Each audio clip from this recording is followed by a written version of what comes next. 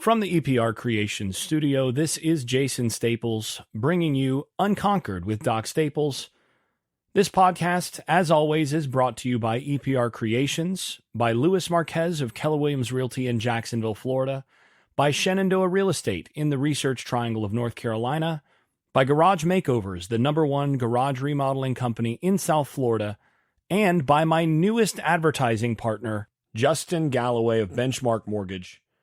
As always, information's in the show notes. Let them know you heard about them from the Unconquered podcast with Doc Staples.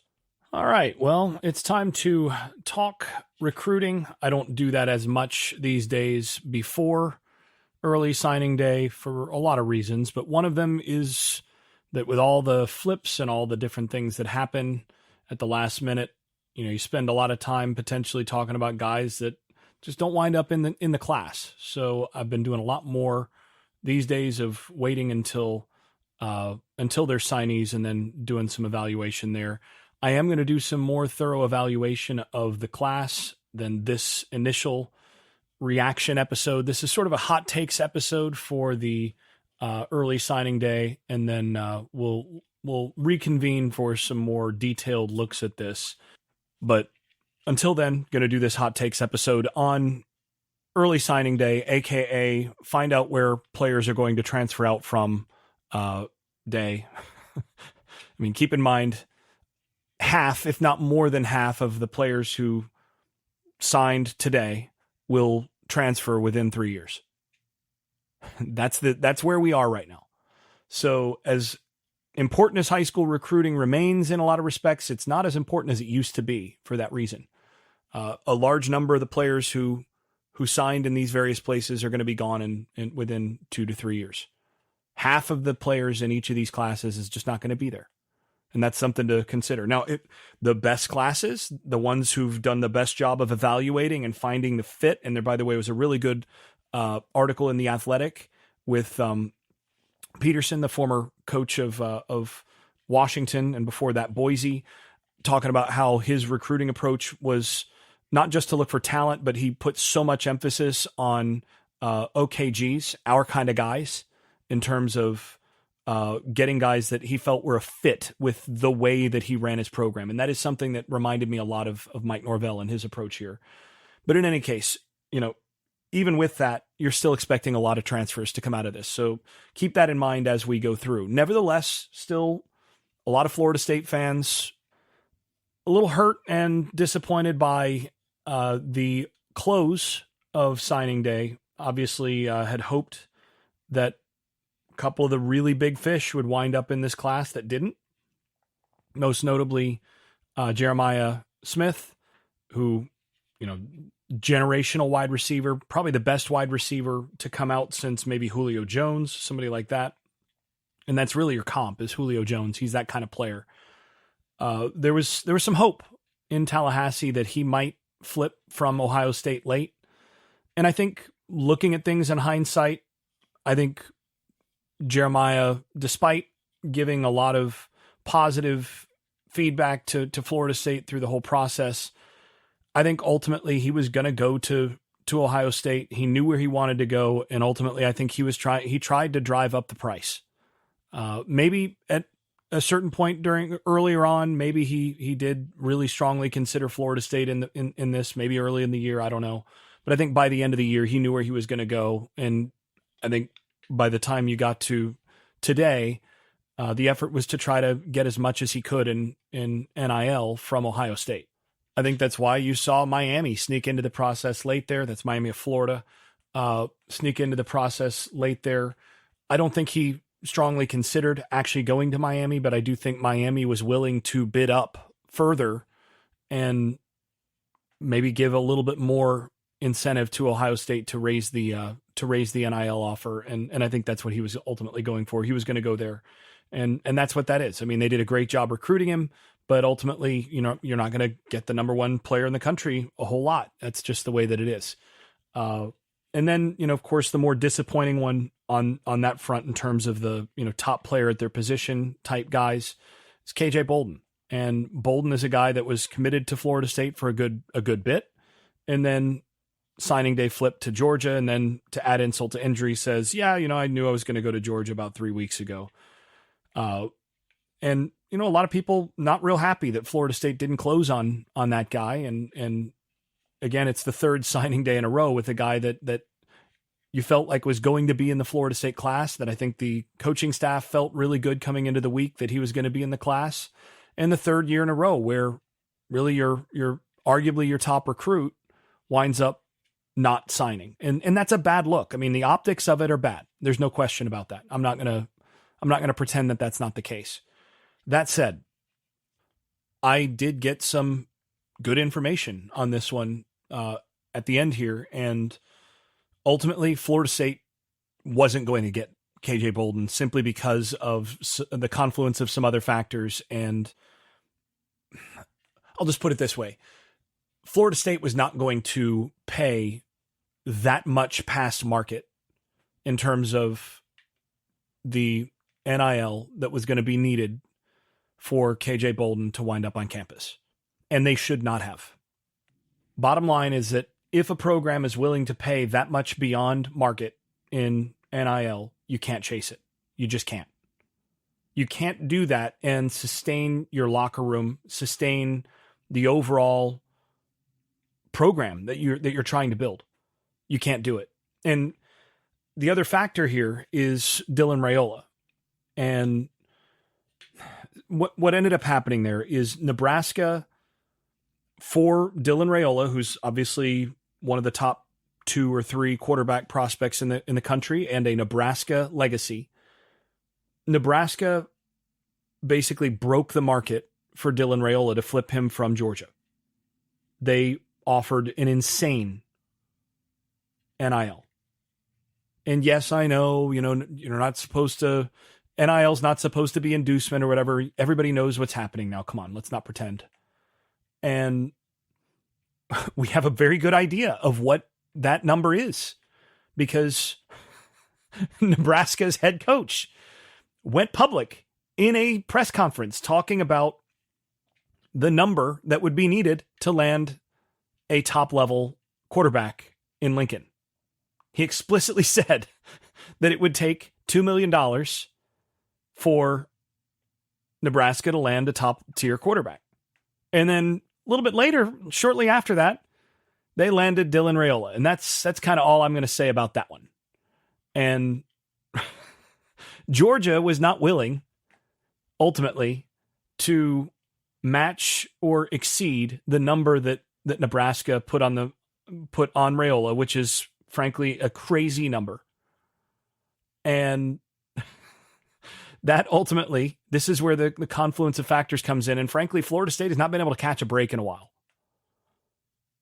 I mean, you go back to the broken leg for Jordan Travis when that happened, to Georgia losing in the SEC championship game in a close game, determined in part by a bad call on the field, where if they'd reviewed that and it hadn't been a completion, Georgia may well win that game and Florida State's in the playoff.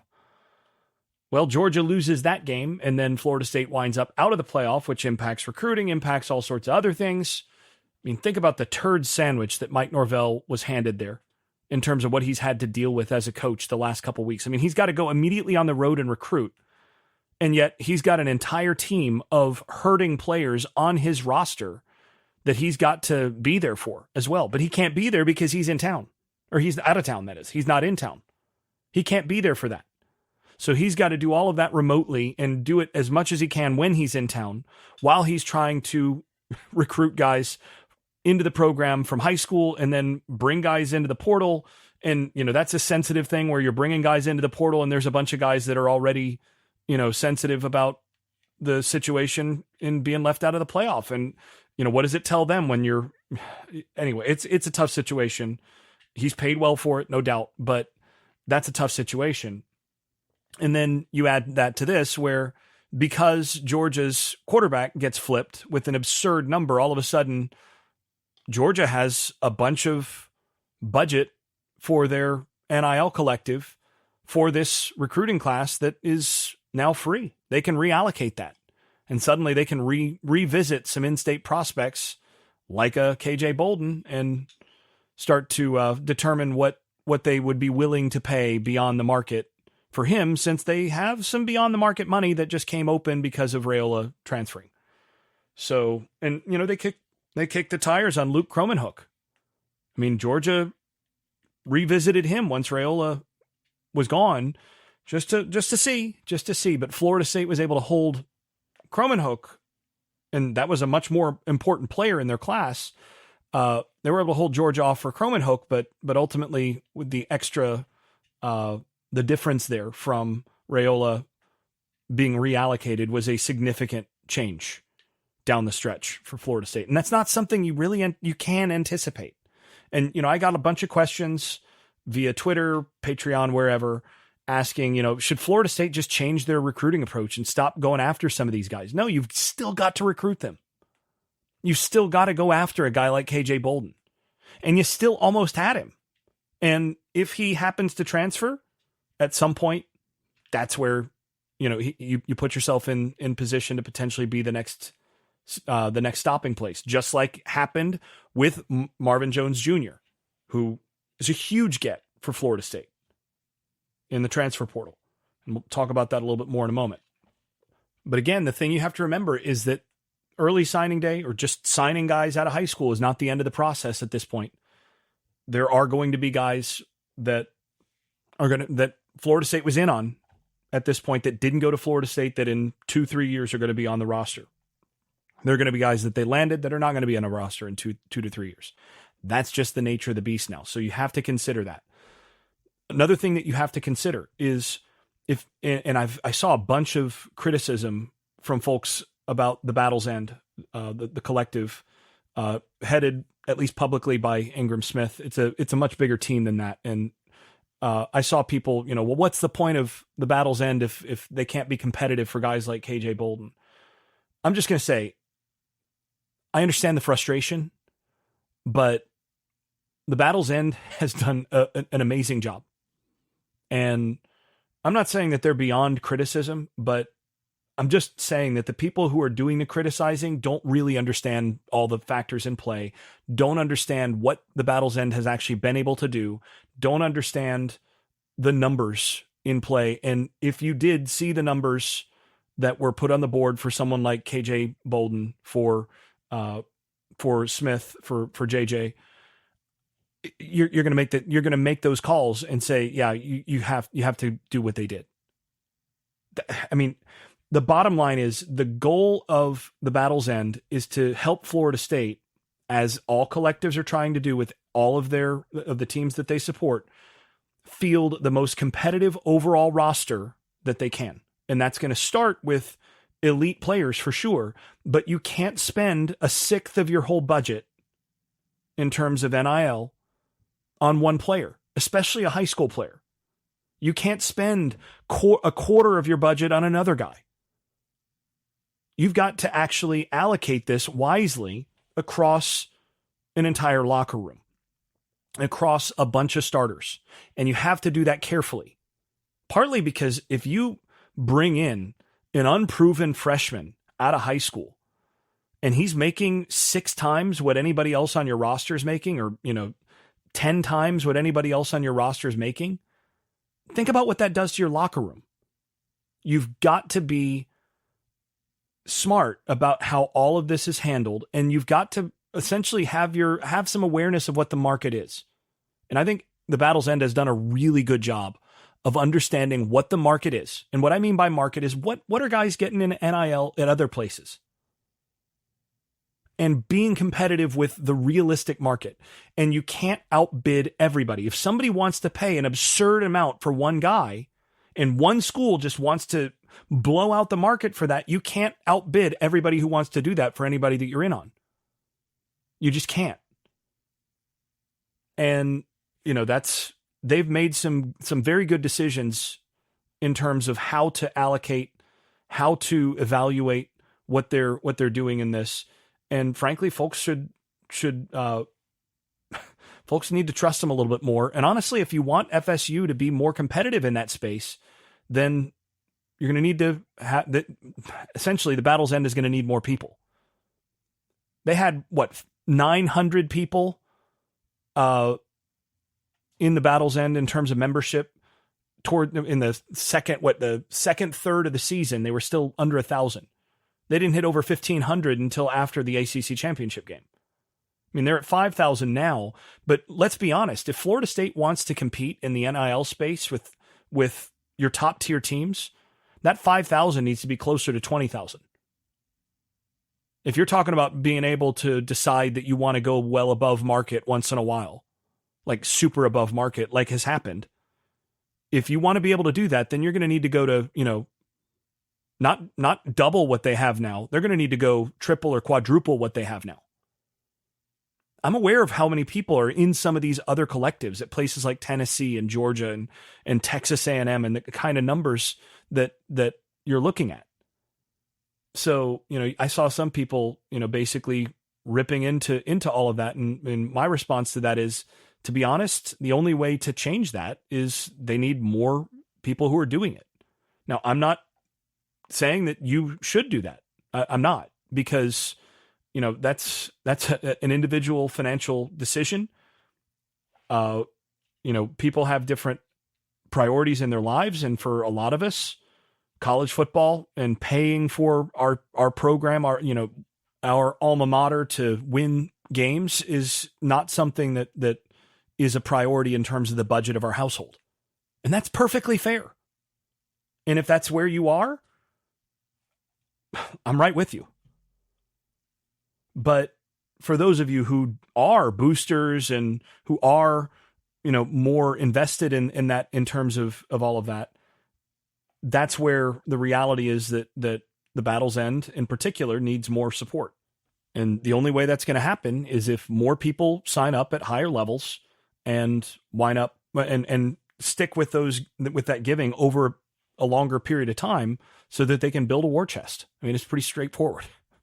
And yeah, I mean, I'm not going to go into more of that, but I mean, that's just the reality of where the college game is at this point. The reality is that college football has become, and it always has been to some degree, because this was all done. I mean, guys, this was being done under the table before it was brought into the open. Now, the numbers have gotten bigger because of it coming into the open, and because more people are aware of it and are willing to donate. But there were big numbers before too. But the reality is, and the other factor of this too, is that the transfer portal has changed all of this. But again, the reality here in college football is that we are now watching a sport where it's like imagine the NFL had free agency, unrestricted free agency every season. So players can change teams between every season. Nobody has to be on any team 2 years in a row. So you've got unrestricted free agency, but the contracts are not public. So nobody knows how much anybody is making, aside from people, kind of digging that out from sources, behind the scenes. But the contracts aren't public, nor can they be public. And it's all crowdfunded. So you donate to, basically people who are going to handle things on behalf of the NFL team. And then they're going to do their best to sign guys that they can. And then you're going to get change every year as guys switch rosters and chase more money and so on. That's where things are in college football right now. It's absolutely insane. It is bonkers that this is where things are. And ultimately, they're going to have to resolve this by doing what the NCAA has resisted for a really, really long time. And this is why you saw the NCAA president, the new NCAA president, say, yeah, there needs to be a break off where you're going to have contracts and, your revenue sport guys are going to be, your revenue sport athletes at these schools are going to be making money under contract from the institutions. That's the only way this is going to work. And I'm not opposed to guys making money. I'm not opposed to large amounts in NIL. These guys are worth a lot of money to these schools. But I do think that, you combine where we are with the transfer portal, with the fact that all of these negotiations and everything, none of it is actually really based on a clear market change. A lot of things right now are messy. And that's just the reality. And We saw some of that with what happened on that front end from Florida State. Now, all that goes to say, so I led with, kind of the bad news. But Florida State signed a really good class. That's the other thing, is that folks have forgotten. Florida State signed a really, really good class. They signed certainly a top 5 quarterback prospect in Luke Kromenhoek. So you're looking at what they're hoping is the future of the program at that position, and a guy who looks to be the kind of developmental prospect that will fit exactly what they're looking for at quarterback. Huge deal. So you get a transfer portal guy that they're gonna land out of the portal as a 1-year rental, as a guy who can get you over to Brock Glenn or Luke Kromenhoek, and ideally Luke redshirts this next year, and you've got some gap, and then you're in great shape at the quarterback position moving forward. Florida State has not been in great shape at the quarterback position in a long time. So that's number one. Number two, you get, if not the best defensive back class in the country, certainly a top 4 or 5 defensive back class in the country. And I think you can argue it's the best defensive back class in the country with Charles Lester III, Jamari Howard, Kai Bates. You got some guys that can really run and cover in this class. And that's not even including Ricky Knight III, who I think is a really underrated and really good player. And we'll evaluate these guys more in my traditional fashion later on, and I'm going to do some video analysis and all of that. But you got some guys that can really play, and good body types, guys that have length and speed. You're not going to run away from that group. Would it have been better with Bolden? Sure. Yeah, of course. But you got guys that are going to make you better in the back end. And then offensively, Landon Thomas at tight end is the best tight end, arguably the best tight end in the country, and certainly one of the best fits for what you do defensive or offensively. Great prospect, and a top prospect out of the state of Georgia. And then just the offensive recruiting class as a whole, you start to look at what they brought in. Cam Davis, I was talking to a friend of mine who is a defensive coordinator in the state of Georgia, who faced him multiple times. He's like, that dude is really, really good, and he can fly. Very good prospect for a Mike Norvell offense. And his take was, yeah, you get a guy, you get a couple of the guys that are on the roster, Rodney Levin, you get some of these guys. Cam Davis may be better than him when he walks on campus. And he's an early enrollee. That's a guy who can play next year potentially. You get LaWayne McCoy. I have not evaluated him as much, but I will say that I have someone that I trust who watched LaWayne McCoy face Chaminade and said he was the second best player on that field and was amazing. Well, sign him up then. So that's a really good player. Danzy, one of the fastest, if not the fastest prospects, if not the fastest prospect in the country. And a guy that basically is Toafili, but with home run, like top end speed. Elijah Moore, just under 6'5" wide receiver, fits perfectly with what they want at the 9 position, at the what essentially is a split end position, and I think is one of the best receiver prospects in the country, a guy that I think is very underrated. An outstanding offensive line class. Several guys that are legit offensive tackle prospects. The days of not having guys who are natural offensive tackle prospects on your roster, those ended recently. And they've got some guys who are developing, and now they're adding depth behind that with guys that are offensive tackle prospects. Cam Fryer, BJ Gibson. These are guys that are going to be outstanding with the ball in their hands. And then you get to Denaz White, 330-pound defensive tackle. And I can tell you, guys that come out of Concord, North Carolina, that's the best high school football in North Carolina. And he's a good player. You get a guy like D.D. Holmes, 6'6", 250-pound defensive end who can move. Got a couple linebacker prospects who can actually run, right? So Jamori Flagg, another good developmental defensive tackle prospect. This is a good class. It's a legitimate top 10 class. And the thing is, it's again, and this is my emphasis in the last couple classes, it's again a class that doesn't have a whole lot of guys that you put in the depth category. You don't have a bunch of guys here where you're like, I'm just not sure about that take. This is a class with a bunch of guys that can contribute for you, that you expect to actually play for you as long as they stay on the roster and develop as expected.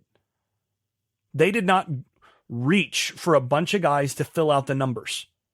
And that's something I got to give Mike Norvell a lot of credit for. They've done a really good job of making sure that they're putting guys on the roster who are raising the talent level and are not just a guy. They're not just a guy that, well, you know, he's not real good, but we needed another guy at that position.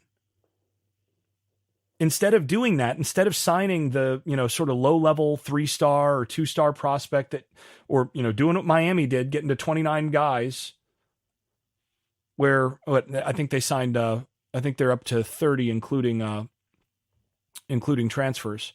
You look at, you know, what Miami of Florida did, where they're at 27 high school commits, Florida State 22. And yeah, Florida State would have liked to have had at least one of those Miami commits, sure. Guarantee you Miami would have liked to have had several of the ones on Florida State's class.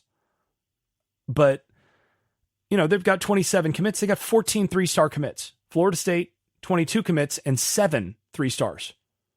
Now, stars aren't everything, and evaluation matters. There are a couple of the guys that are 3-star prospects in Florida State's class that are some of my favorite players in the class. Dennis White is one of them. Ty Hilton, who is, I think, criminally underrated at offensive tackle.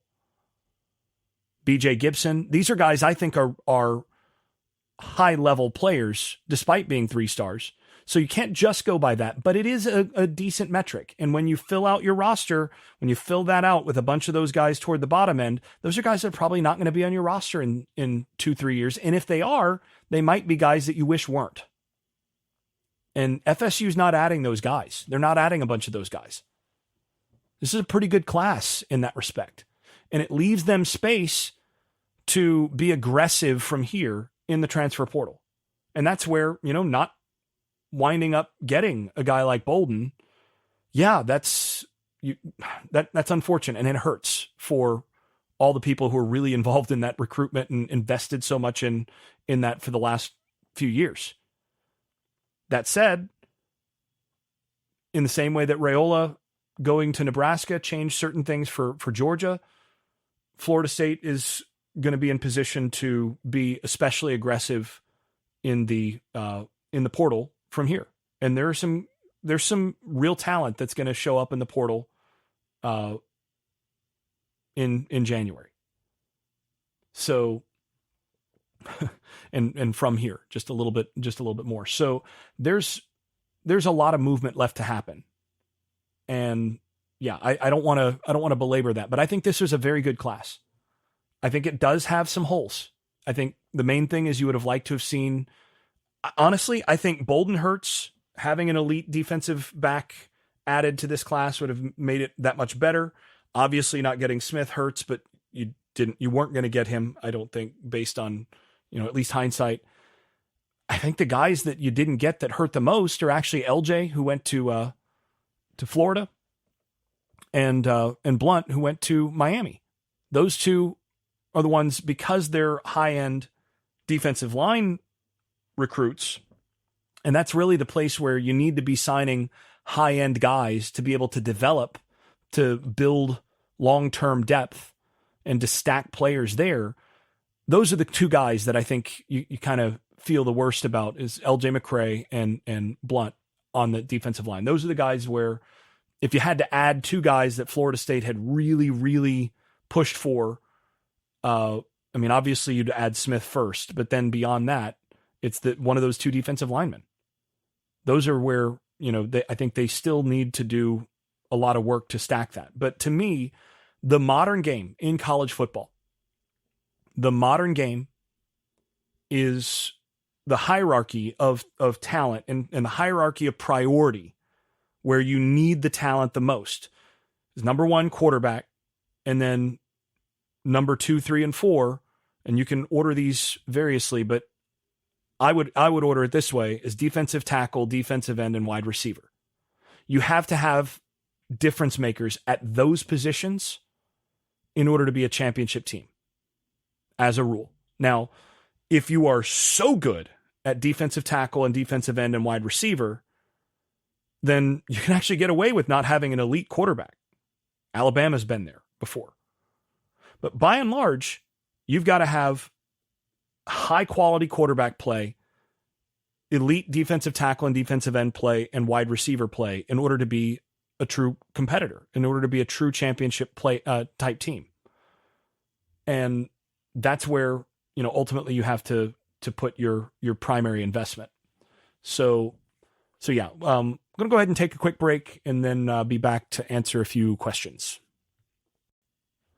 Okay, actually, I got a couple of these before recruiting, so I'm going to address them quickly. One is from Merrill Coleman. Says, why do you think the committee gave Texas such a large jump that Oklahoma State defense was awful, 120th, giving up 440 yards a game, including that beatdown from 6-6 UCF. So why did that happen? I think it's pretty simple. They needed to put Alabama in, and because Texas had the win over Alabama on their home field, they felt that they needed to honor that head-to-head, and so if they were going to put Alabama in, they felt that Texas was tethered to Alabama, so they did what they needed to do and move them up. Honestly, I don't have a problem with Alabama being in. Alabama had either the second or third best strength of record in the country. Texas actually had a lower strength of record than Alabama's, even though they had the head-to-head. I don't have a problem with Alabama being in. I don't necessarily have a problem with Texas being in. I have a problem with either one of them being elevated over Florida State, who had the third strength of record and ultimately had the best defense in the country coming down the stretch. That's where my problem is, but that's why they had Texas go up on such a large jump. It was pretty straightforward. They were going to put Alabama in. If they're going to put Alabama in, they were going to put Texas in. If Georgia had beaten Alabama, Florida State would be in the fourth spot, and you'd have the 4 undefeateds. Pretty simple. Number 2. With the committee showing its hand and clear bias, how many losses are Bama, Georgia, and Texas going to have next year to officially eliminate them from 12-team contention? It's almost like the team that doesn't make the conference title game and goes 11-1 or 10-2 will be in better shape for the playoffs. My take is that any team in the SEC or the Big Ten that's 10-2 or better is going to make the playoff. So I think in the SEC or Big Ten, you're going to have to lose 3 games not to make the 12 teams. I think that's basically the way it's going to work. Whereas in the ACC, one loss team who wins the championship is going to make it. A one-loss team not in the championship, who does not win the championship, that might be Florida State or Clemson, would probably be in, but not necessarily. I think a 2-loss SEC team or Big Ten team probably goes over in that case.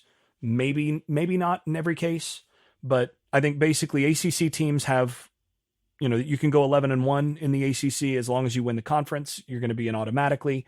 If you go 11-1 and lose in the conference title game, you might be in. But I think 2-loss Big Ten and SEC teams are going to be basically guaranteed, and everybody else is going to have to be 1 loss or better. Pretty straightforward. All right. So now to more recruiting heavy stuff. Actually, no, got one more. This one's from Chris Martinez. Jason, I agree with your a lot of opinions, but after Jordan Travis got hurt, Florida State was not one of the best 4 teams in the country. You knew part of having a good season is keeping Jordan Travis healthy, and we did not do it. The other 4 teams that got into the playoffs did it. Now let's take a look back. Why were they running Jordan Travis against Northern Alabama? The play he got hurt, was that a read play or was he supposed to run? Okay, so several things here. Number 1, I disagree. I do think that Florida State, after Jordan Travis got hurt, was one of the best 4 teams in the country, and it certainly was one of the 4 most deserving regardless.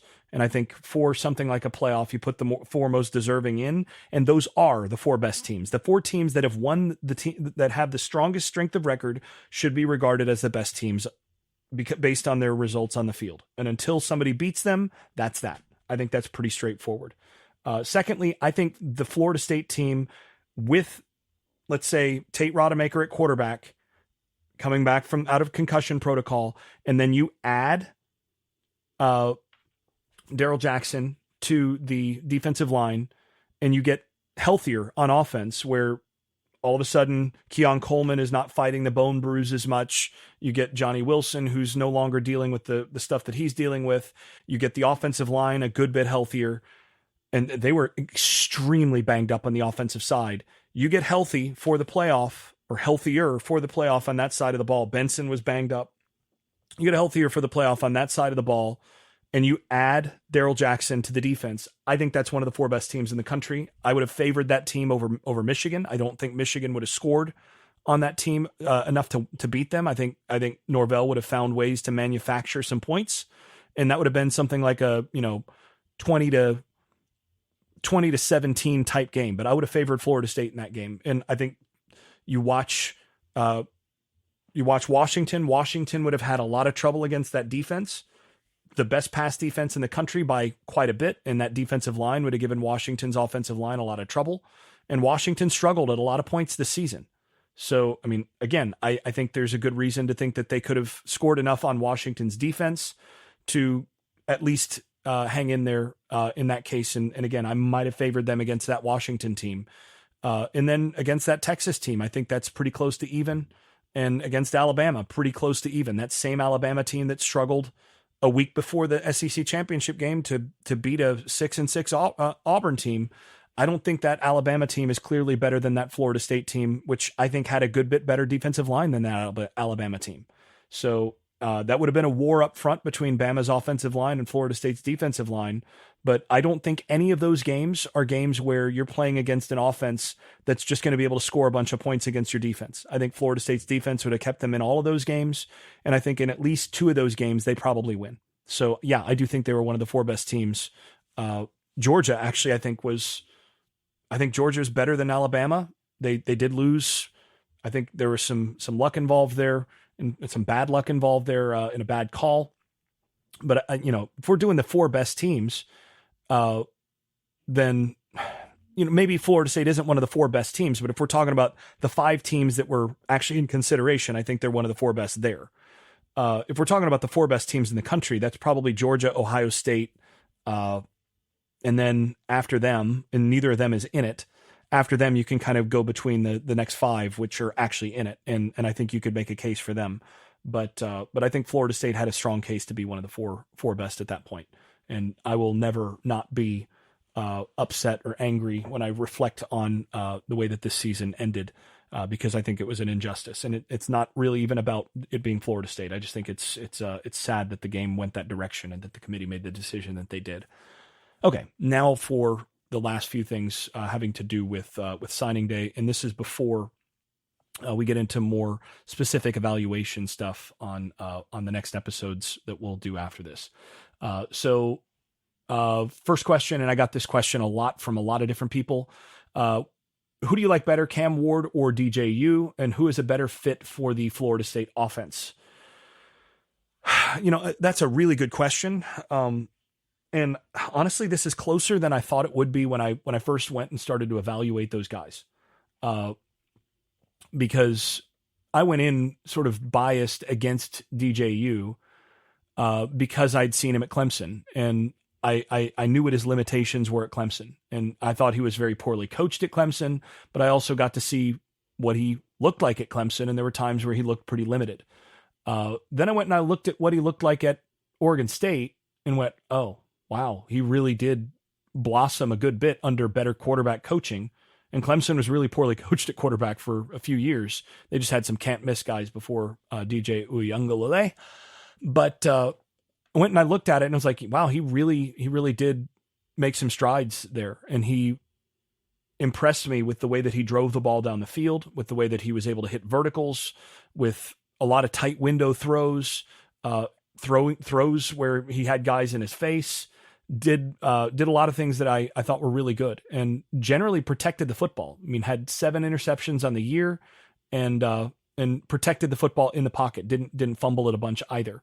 So, a lot of positives there, and a guy that I think you can win with at Florida State in this offense because of how well he throws it on the verticals.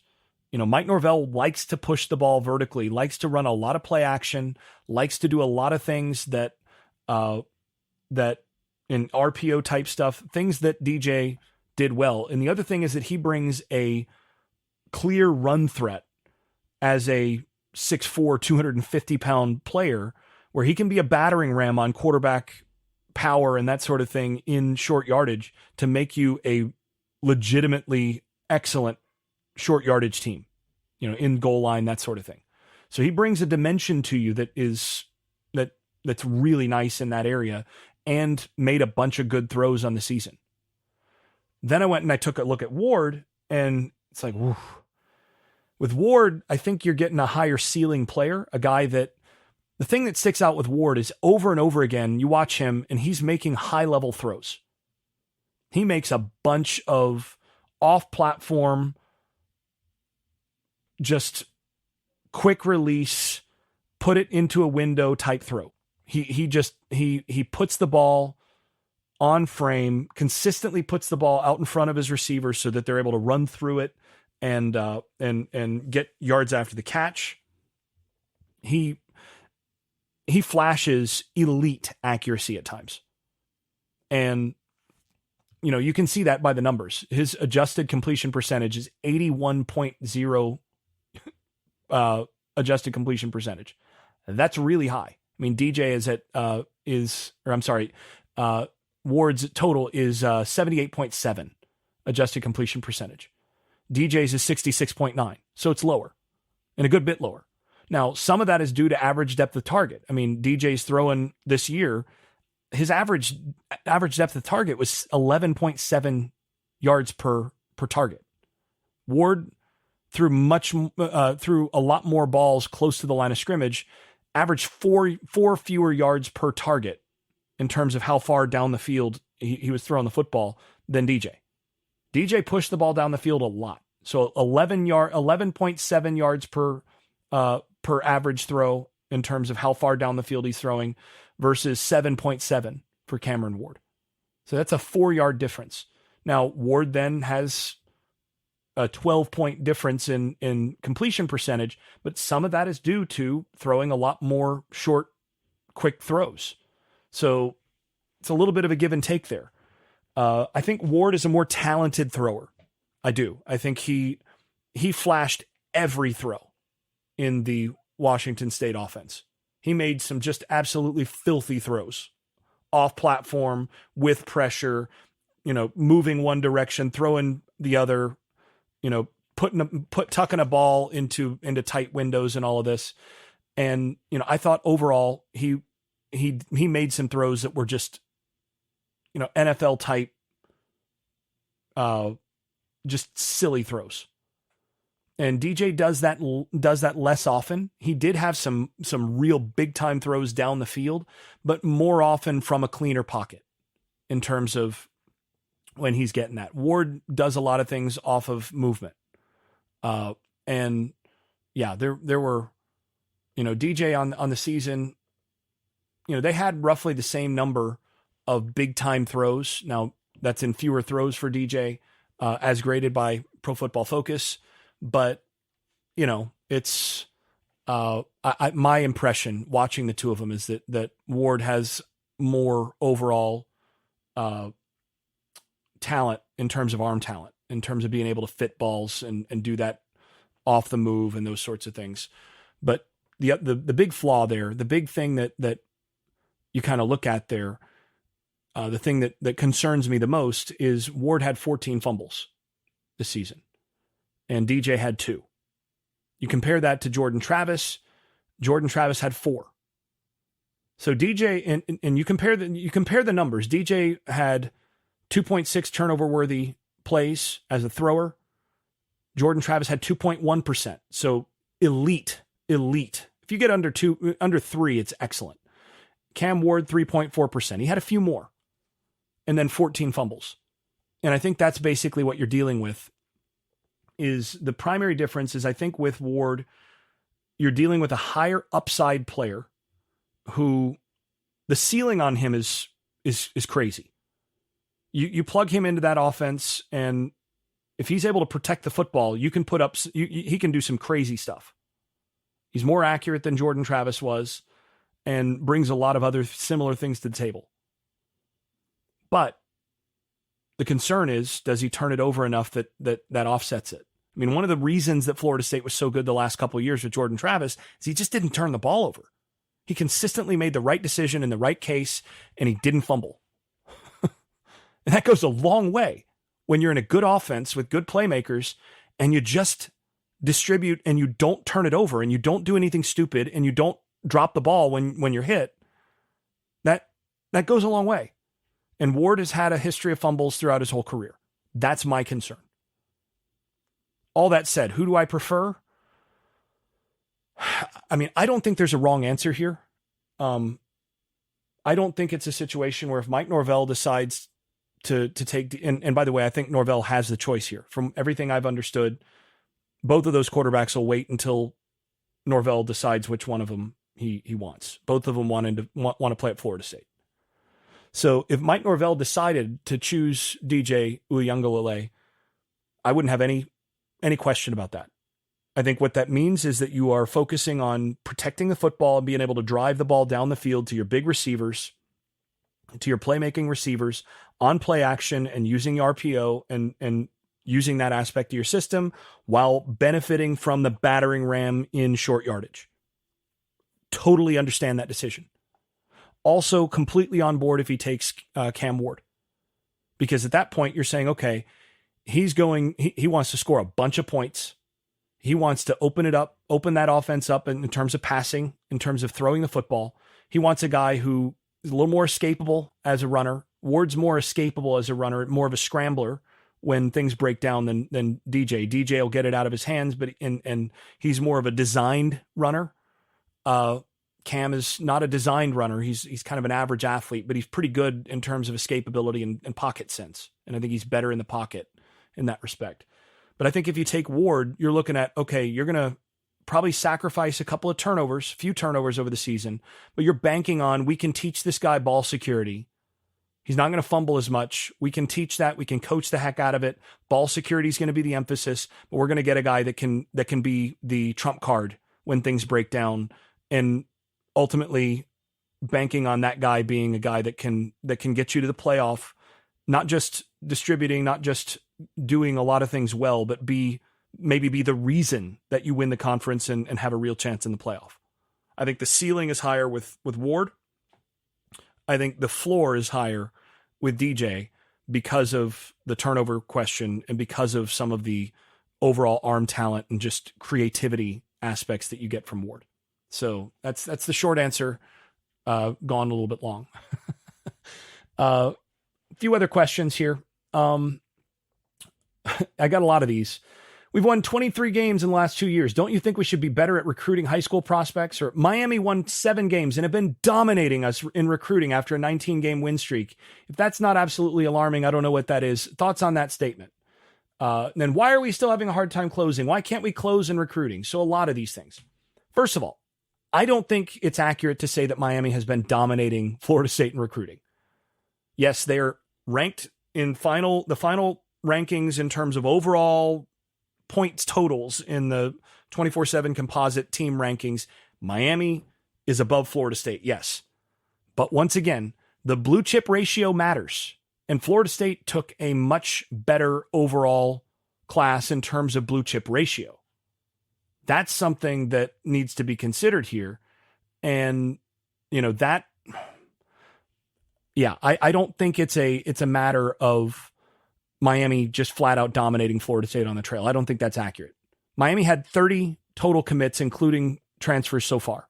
30 total signees plus the 3 transfers that they've got coming in. 13 of those guys are blue chips. That's a 43.3% ratio. Florida State has 23, including Marvin Jones Jr., who's the transfer, the lone transfer they've got so far. 16 of those are blue chips in the composite. That's 72.7%. And I think we all know how the portal is going to go from here. So I don't think it's accurate that Florida State has been getting out recruited, has been getting dominated by Miami. I don't think that's true. Now, the close gives the impression of that. Sure, Miami closed better in certain respects than Florida State did. But Florida State had a better class going in. Now, the place where Miami did out-recruit Florida State this year is defensive line. Florida State needs to recruit better on the defensive line. And I got more questions about that. Why are we having such a hard time closing on the defensive line? This is the third year in a row that we can't close on defensive line recruits. That is a serious problem. And I do think that this is a place, and I got more questions about this too, this is a place where Mike Norvell is going to have to do some evaluating. He's going to have to evaluate his staff. He's going to have to evaluate what's going wrong in terms of front seven recruiting in general. They've got to be able to bring in more high-end high school talent, and they've got to be able to bring in, just in general, get more talent on the roster from the recruiters on the front seven. And he's going to have to evaluate what he needs to do there in terms of that happening. So, yeah, I do think that's the one place where there's some real concern. Back seven recruiting was excellent. Front seven recruiting was good, but not excellent in this class. Too many, just not enough high-hanging fruit, not enough of the elite talent guys. All right, final few. When Jimbo came to FSU, he brought in many ace recruiters. Norvell has a lot of good developers. What do you think about this statement? This staff is full of developers. They've always been developers, but at a certain point, you need to bring in some recruiters to help balance that. That certain point is now. Okay, so I'm going to wrap on this. My view is that with the current way that college football is going, and with the transfer portal, with NIL and collectives being so important, having recruiters on your staff is less important now than it was 5 years ago. And it's definitely less important now than it was 10 years ago. One of the things you got to remember is that 10 years ago, even 5 years ago, the guys that were ace recruiters were half the time those guys were the bagmen. They're the guys that handled that sort of thing pretty well. So your ace recruiters, your dogs, you needed those guys to help stock your roster. And once you stocked your roster with those high school guys, they weren't going anywhere. Transfer portal changed that. If your primary skill that you bring to the coaching staff, and this is true as a head coach, this is true as an assistant, if your primary skill is being a high pressure car salesman recruiter who can really close the deal, that's less valuable now than it was 10 years ago. And it's getting less valuable as we go. Because you can get those guys on campus. Maybe you can. Maybe you manage to get them and you get them on your campus and then they're gone 2 years later. Because you got to coach them. So that's a factor. The other thing is that more important than having dogs in terms of closing on the trail is having outstanding NIL collectives and other support elements in place to be able to attract those guys with that sort of thing. That's the role that the bagman used to play. It's just changed. I think now, more than ever, having a staff that can coach and develop the guys you get on campus and keep them on campus, if they're guys you want to stay on campus, is more important now than it ever has been. So if anything, Jimbo's old staff of recruiters would be less valuable now. And I think we saw that at Texas A&M, by the way. They got a bunch of talent at Texas A&M, and they weren't able to do a whole lot with it because they didn't have the developers. So what matters more now is having the developers who can evaluate, can make sure they get guys that fit, guys that are not going to leave, guys that are going to develop, and have sufficient talent at ceiling to be able to develop into players that are going to be really good in your system. That's more important now than having great recruiters, dogs who are closers. That matters more. If I have to choose between the two in today's game with the transfer portal, with NIL collectives and all of that, and all the different ways that the support has changed, if I have to choose between the two, I'm choosing developers. Now, that does not mean that Mike Norvell doesn't need to take a hard look at his staff and determine whether or not he's got developers who are good enough to compensate for some of their lack in some of those other areas. And you have to you ideally want to maximize all of it. That's what he has to do. And yeah, I think that's where you are. Now, if you have developers that can at least sell in the transfer portal, that can go a long way. So, this cycle is not over, and who they're able to pick up in the transfer portal is going to go a long way towards determining whether or not this was a fully successful talent acquisition process for not just next year, but the year following. And each year is basically a whole new roster. So, very different game than it used to be. Well, it's a pretty long hot takes here, but I will come back with some more specific stuff. I'll probably do each side of the ball separately in a future podcast, and then I'm going to do some video breakdowns and all that of different things, of things that stood out to me on some stuff. But that's going to come a little bit slowly. I've got a lot to do over the course of the next couple of weeks and all that, and I'll do what I can to get that out. But these are my initial thoughts. This is my hot takes on the cycle. By and large, I think Florida State fans should be pleased with the haul. It's not as good as what you'd like in a couple areas. There are a couple things that, couple holes where one more elite defensive lineman, two more ideally would be great. Maintaining one more elite player would be fantastic, and adding that kind of player. But this is a really good class. Like I said, it's almost 73% blue chip ratio. There's not much to complain about there. It's a really good class, and it raises the talent level on campus at Florida State with a lot of guys that can develop into really good players as they get situated on campus and get developed by guys who can develop. All right, that'll do. If you've been enjoying this podcast, please leave a 5-star rating over at Apple Podcasts and wherever else you listen to podcasts. Post and repost episodes on social media and tell a friend. And if you haven't left a review in a while, do it again. It really does help the visibility of the podcast. Before we go, I'd also like to thank my advertising partners once more. That's EPR Creations, Louis Marquez of Keller Williams Realty in Jacksonville, Florida, Shenandoah Real Estate in the Research Triangle of North Carolina, Garage Makeovers, the #1 garage remodeling company in South Florida, and Justin Galloway of Benchmark Mortgage, serving Florida, Alabama, Tennessee, and Kentucky. You can also stop by the Unconquered Shop at unconqueredpodcast.com, where you can buy stickers, pins, magnets, t-shirts, and other swag. And thanks also to all those supporters over at Patreon, where I post video analysis and field questions for the podcast. I am especially grateful to those above the dynasty level. That is Andrew Garrett, Brian Leininger, Neil Cook, Casey Kidd, Chris Chartrand, Dave Blair, Hector Cartagena, Jack Horton, Jimmy Van, Jonathan Kennedy, Keith Cheney, Lee Caswell, Tyler Kashishke, Vince Calandra, and Bert Bertoldi.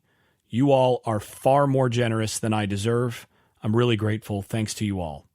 This has been Unconquered with Doc Staples. I'm your host, Jason Staples. Thanks for listening, and thanks for your support. I made this.